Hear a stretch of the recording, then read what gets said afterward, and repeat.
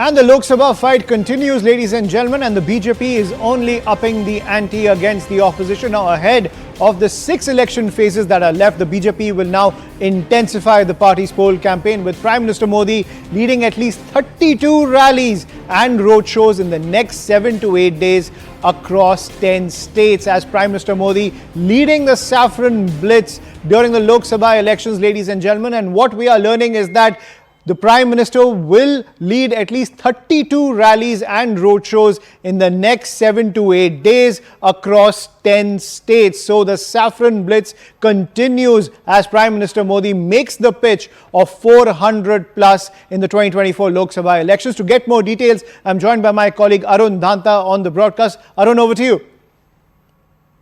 Well, that's right, Aishman. We all know that in the first phase of the 2024 Lok Sabha elections has seen a little less voter turnout, and that will be a challenge now onwards for all the parties, of course, to bring more voters to the polling booth, and perhaps this could be the part of the strategy of Bharatiya Janata Party. And now we are seeing that Prime Minister Modi will be intensifying his poll campaign through his rallies and roadshows across the country.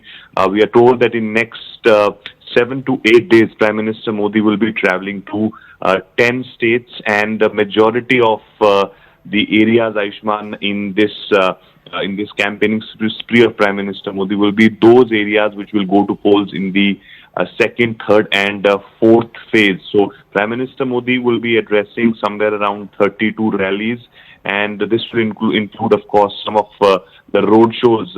And the first one of this will be in Bhopal tomorrow in the evening. There will be, of course, another road show which will be in Uttar Pradesh. We are told it will be on 26th of April.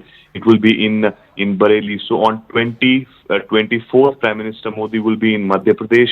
On 25th of April, you will see Prime Minister Modi traveling to Uttar Pradesh and Madhya Pradesh, and then 26th West Bengal and Bihar, and of course on 28th he will be in Karnataka. We are also told that on that day he will be staying in Karnataka itself, because on 29th there will be another program of Prime Minister Modi in Raichur in Karnataka, then of course in Maharashtra, and of course this will be concluded with 2 days visit of Prime Minister Modi to Gujarat on 1st May and 2nd May.